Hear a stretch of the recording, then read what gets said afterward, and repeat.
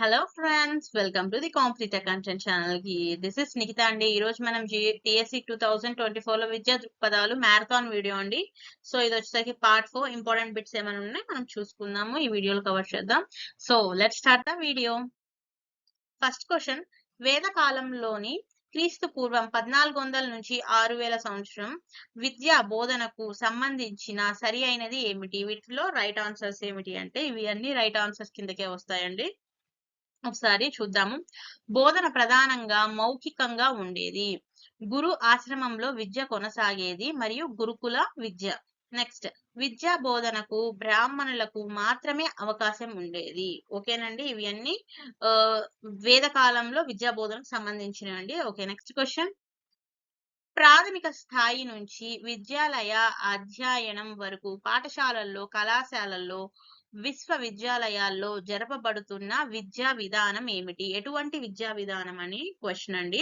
Options: నియత విద్య, నిరంతర విద్య, యాదృచ్ఛిక విద్య మరియు అనియత విద్య. రైట్ ఆన్సర్ వచ్చేసరికి నియత విద్య అండి. Option 1 is the right answer. Next question. Woods నివేదిక 1854 ప్రతిపాదనలో సరి అయినది ఏమిటి? ఆప్షన్స్ ఇక్కడ అన్ని రైట్ అనండి, ఎందుకంటే ఈ మనకి ప్రాక్టీస్ కి రివిజన్ కి వచ్చే బిట్స్ కాబట్టి అన్ని కరెక్ట్ గా ఇస్తారు. ఇవన్నీ గుర్తుపెట్టుకోండి, ఎందుకంటే మనకి ఇప్పుడు ఎగ్జామ్ లో ఏమవుతుందంటే వీటిలో కరెక్ట్ అయినవి ఏమిటి, సరి కానివి అంటే కరెక్ట్ కానివి ఏమి అనేది ఇప్పుడు మనకి వచ్చే ప్యాటర్న్ లో ఇట్లా అడుగుతున్నారండి. ఇప్పుడు మనకి డిఎస్సి లో సో మీకు సరి కానిది ఏంటి అంటే మనకి అన్ని ఆప్షన్స్ తెలిసి ఉండాలి, వాటి మీనింగ్ అనేది అసలు అది ఎట్లా అనేది రైట్ ఆర్ రాంగ్ అనేది అన్ని ఆప్షన్స్ తెలియాలి. సో ఇప్పుడు మీరు ఇంకా చాలా క్లియర్ కట్ గా తెలుసుకోవాల్సిన అవసరం ఉంది, ఎందుకంటే కొద్దిగా ఆ టైప్ లో క్వశ్చన్స్ అడుగుతున్నారు కాబట్టి ఒకసారి మనం చూసుకుందామండి. ఆప్షన్స్: భారతీయ విద్యా వ్యాప్తికి బ్రిటిష్ ప్రభుత్వం బాధ్యత వహించాలి. ఆంగ్ల భాషను కేవలం ఆసక్తి ఉన్న వారికి బోధించి మిగతా విద్యార్థులకి విజ్ఞానాన్ని తమ మాతృభాషలో నేర్పుకోవచ్చు.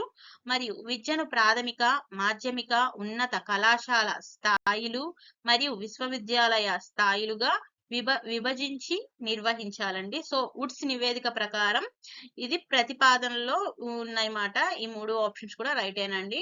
So option 4 is the right answer అవుతుంది మనకి 5 అన్ని. Next question.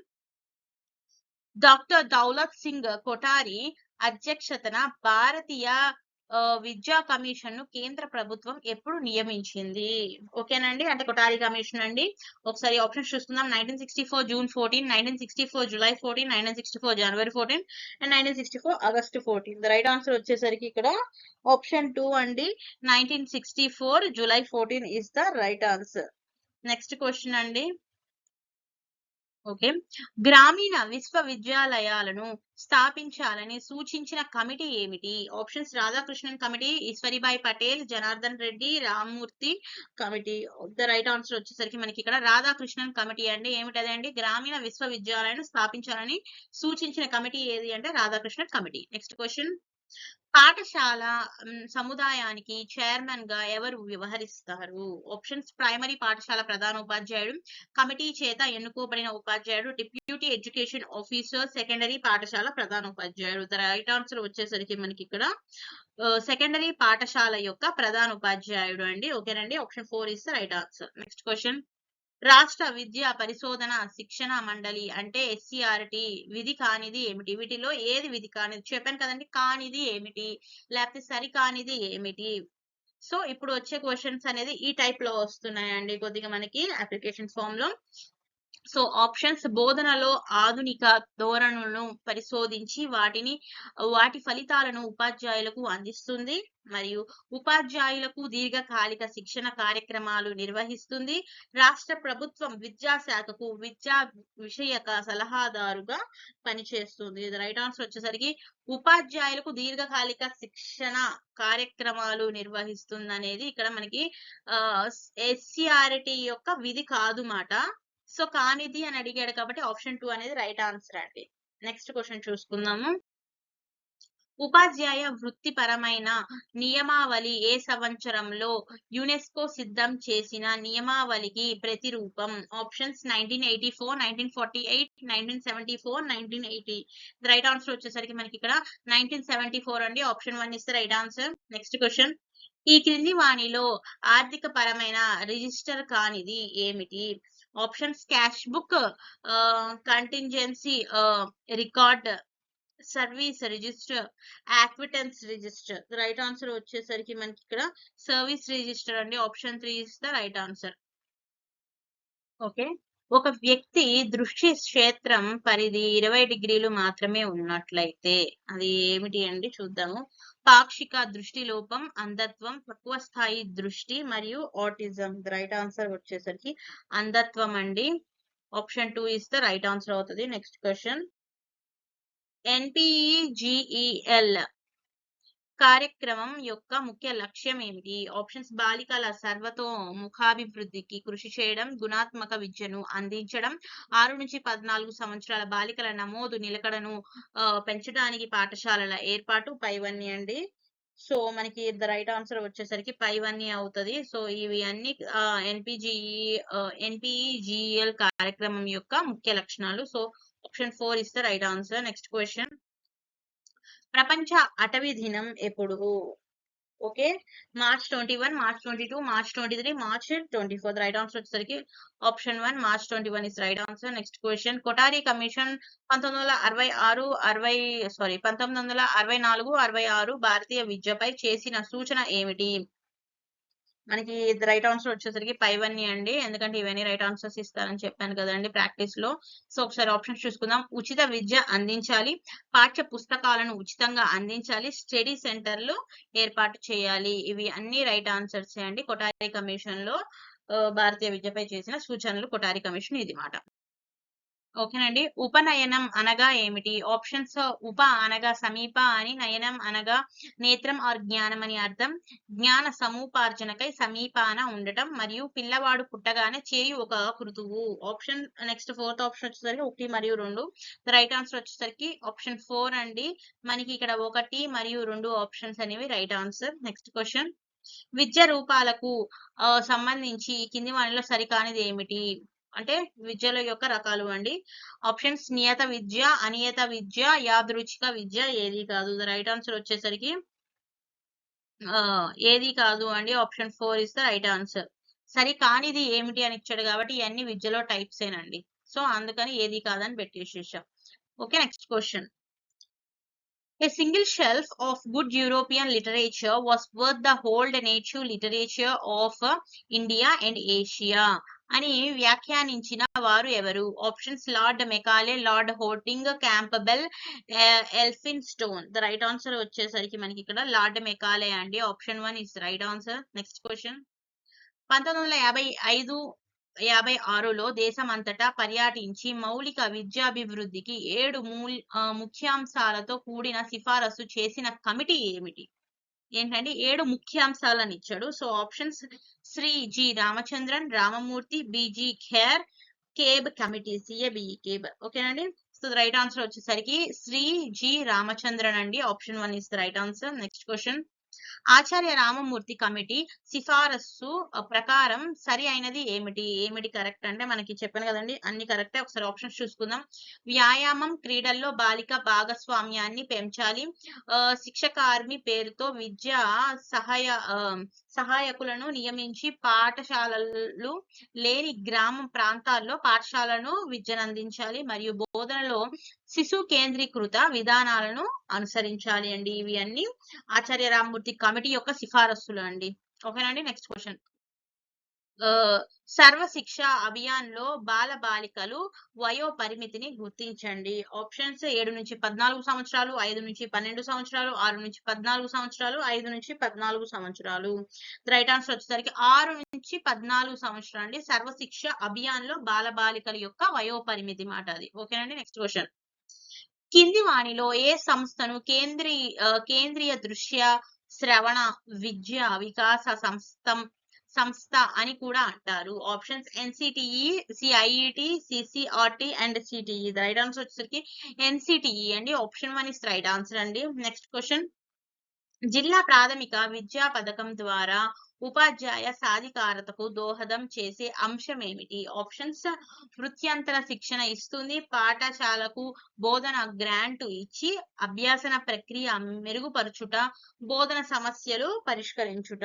సో మనకి ఇక్కడ ఆప్షన్ వచ్చేసరికి పైవన్నీ అండి. Option 4 is the right answer అవుతుంది.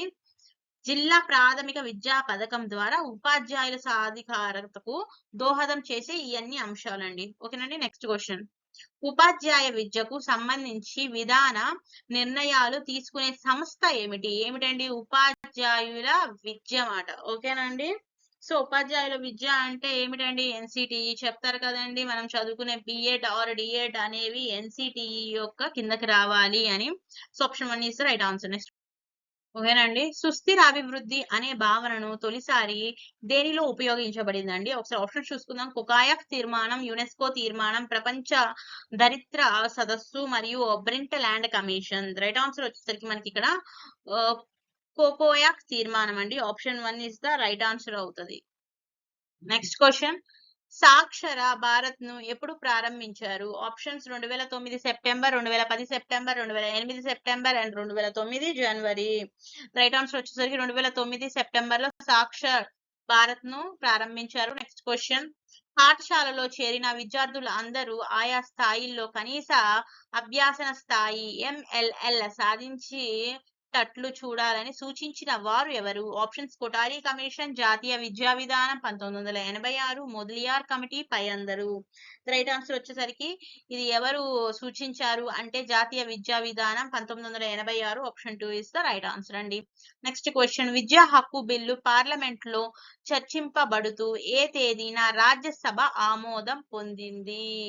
Options: July 30, 2005, October 12, 2006, November 9, 2007 and July 20, 2009. Right answer వచ్చేసరికి మనకి ఇక్కడ ఆప్షన్ 4 అవుతుందండి. జూలై 20, 2009.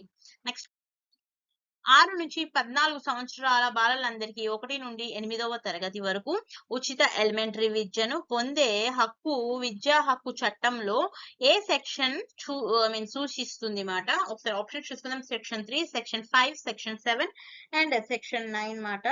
రైట్ ఆన్సర్ వచ్చేసరికి మనకి ఇక్కడ సెక్షన్ 3 అండి. Option 1 is the right answer అవుతుంది. నెక్స్ట్ క్వశ్చన్: 3 నుంచి 5 సంవత్సరాల పిల్లలకు ఉచిత పూర్వ ప్రాథమిక విద్యను అందించే ఏర్పాటు సంబంధిత ప్రభుత్వాలు చేయాలి అని విద్యా హక్కు చట్టం ఏ సెక్షన్ సూచిస్తుంది మాట? Option: section 9, section 11, section 6, section 8. Right answer is section 11 అండి. Option 2 is the right answer. Next question: NCF 2005 ప్రకారం ఉపాధ్యాయుని పాత్ర ఏమిటి? ఆప్షన్స్: నాయకుడు, అనుసంధానకర్త, నిర్దేశకుడు అండ్ పైవన్నీ. ఇది రైట్ ఆన్సర్ వచ్చేసరికి అనుసంధానకర్త అండి. Option 2 is the right answer అవుతుంది. సో నెక్స్ట్: భారం లేని అభ్యాసనం నివేదిక సిఫారసు ఏమనగా ఏమిచ్చారు అండి అంటే పైవన్నీ అండి. సో ఇవి అన్ని రైట్ ఆన్సర్స్. ఒకసారి చూసుకుందాం. విద్యార్థి నిజ జీవితానికి పాఠశాల జ్ఞానానికి అనుసంధానించడం, ప్రస్తుత పరీక్షా విధానంలో మార్పులు మరియు పాఠ్య ప్రణాళిక మరియు పాఠ్య పుస్తకాలలో మార్పులు. సో ఇవి అన్ని భారం లేని అభ్యాసనం నివేదిక యొక్క సిఫారసులు అండి. సో ఇవన్నీ రైట్ ఆన్సర్స్. నెక్స్ట్ క్వశ్చన్: నూతన జాతీయ విద్యా విధానం 2020 ప్రకారం సామాజిక న్యాయం మరియు సమానత్వాన్ని సాధించడానికి ఏకైక గొప్ప సాధనం ఏది? సరే ఆప్షన్స్ చూసుకుందామండి. వృత్తి విద్య, సంక్షేమ పథకాలు, సమగ్ర విద్య, ఏది కాదు. ద రైట్ ఆన్సర్ వచ్చేసరికి మనకి ఇక్కడ సమగ్ర విద్య అండి. Option 3 is the right answer. Okay. Next question: ఆర్యవర్తంలో ఏ ప్రదేశంలో విద్యాపీఠాలు, విశ్వవిద్యాలయాలు ప్రారంభించబడినాయి? ఆప్షన్స్: నలంద, తక్షశిల, కాశీ, అయోధ్య, పైవన్నిటిలో. రైట్ ఆన్సర్ వచ్చేసరికి ఆప్షన్ 4 పైవన్నిటిలో అండి. ఈ నలంద, తక్షశిల, కాశీ, అయోధ్యలో ఆర్య వర్తంలో విద్యాపీఠాలైన, విశ్వవిద్యాలయాలైన ఈ ప్రదేశాల్లో ప్రారంభించబడినాయి మాట అండి. ఓకేనండి. ఒకసారి గుర్తు పెట్టుకోండి పాయింట్. నెక్స్ట్ క్వశ్చన్: విద్య ఒక సామాజిక సంస్థ అని ఏ ప్రముఖ విద్యావేత్త తాను రచించిన మై పెడగాగిక్ క్రీడ్ అనే గ్రంథంలో పేర్కొన్నాడు. ఏమిటండి అది? మై పెడగాగిక్ రీడ్ అనే బుక్ లో విద్య ఒక సామాజిక సంస్థ అని పేర్కొన్న వ్యక్తి ఎవరు? Options Auguste Comte, John Dewey and Spencer Stanley Hall. The right answer వచ్చేసరికి అండి జాన్ డూయ్ అంటే option 2 is the right answer. Next question.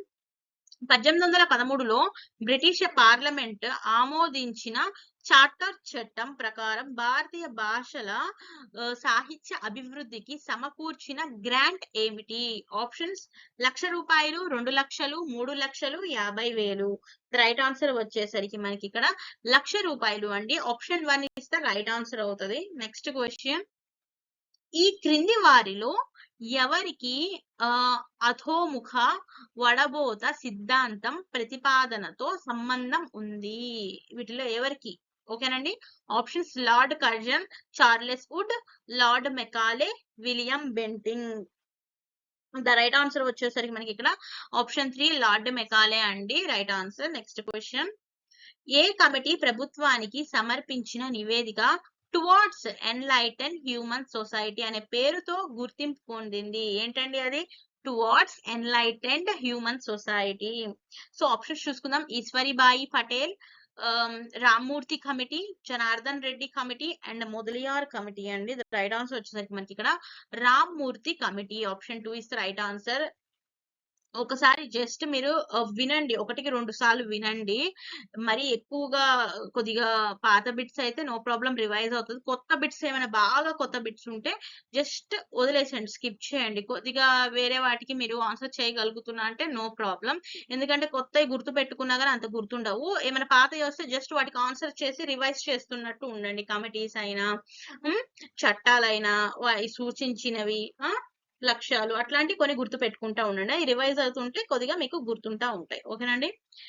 SSA యొక్క లక్ష్యాలకు సంబంధించి సరి అయినది ఏమిటి? సో ఇక్కడ మొత్తం సరి అయినవి కాబట్టి పైవన్నీ, కానీ ఒకసారి మనం ఆప్షన్స్ చూసుకుందామండి. బాల బాలికలకు 2007 సంవత్సరం నాటికి ప్రాథమిక విద్యను పూర్తి చేయడం. నెక్స్ట్ 2010 నాటికి అందరూ విద్యార్థులు 8 సంవత్సరాల ఎలిమెంటరీ విద్యను పూర్తి చేయడం. 2010 నాటికి పాఠశాలలో సార్వత్రిక నిలుపుదల సాధించడం. సో ఇవి అన్ని కాబట్టి రైట్ ఆన్సర్ అన్ని ఆప్షన్ 4 అండి. నెక్స్ట్ పాఠశాల సముదాయం అనగా ఏమిటి? ఆప్షన్స్ చూసుకుందామండి. విద్యార్థులు ప్లస్ ఉపాధ్యాయుల సమూహం, విద్యార్థులు ప్లస్ ఉపాధ్యాయులు ప్లస్ సిబ్బంది సమూహం, నిర్ణీత పరిధిలో 10 లేక 12 ప్రాథమిక మరియు ప్రాథమికోన్నత పాఠశాలలను సమీపంలోని ఒక సెకండరీ పాఠశాలకు అనుసంధానించడం. సో పాఠశాల సముదాయం అంటే ఆప్షన్ 3 అనేది రైట్ ఆన్సర్ వస్తుందండి. ఒక సెకండరీ పాఠశాల కింద 10 లేదా 12 ప్రాథమిక మరియు ప్రాథమికోన్నత పాఠశాల అనేవి ఒక సెకండరీ స్కూల్ కి లింకప్ అయి ఉంటదండి. So option 3 is right answer. Next question. జాతీయ స్థాయిలో సైన్స్ ఫేర్స్ నిర్వహించే సంస్థ ఏమిటి? Options NCERT, NCTE, CIET, MHRT. The right answer వచ్చేసరికి అండి మనకి ఇక్కడ NCERT is the right answer అండి. Option 1 is the right answer. Next.